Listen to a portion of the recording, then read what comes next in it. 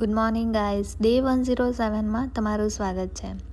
આજે મારી મમ્મીને જવાનું હતું થોડા ઘણા કામથી બહાર, એટલે મારી મમ્મી સવારે જલ્દીથી ઉઠીને નીકળી ગઈ હતી. એટલે આજે કામ કરવાનો વારો હતો મારો.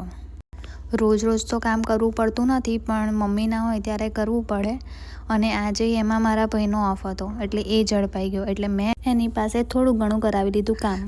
મારી મમ્મી રોટલી બનાવીને ગયેલી અને ઘરનું બીજું બધું કામ બાકી હતું, એટલે બીજું બધું કામ મેં કર્યું. અને એ વાત 100% સાચી છે. મારો ભાઈ મારા કરતાં બહુ જ સારું જમવાનું બનાવે છે, અને મારા હસબન્ડ પણ મારા કરતાં બહુ જ સારું જમવાનું બનાવે છે. ઇવન મારા પપ્પા પણ બહુ જ સારું બનાવતા હતા. પછી મેં લઈ લીધું મારું લંચ, અને મારે આજે હતી ઇવનિંગ ડ્યુટી.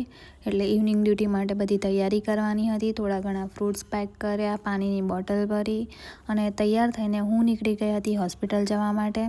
હોસ્પિટલમાં જઈને થોડું ઘણું કામ પતાવ્યું, અને ઘરે આવીને મેં લઈ લીધું મારું ડિનર.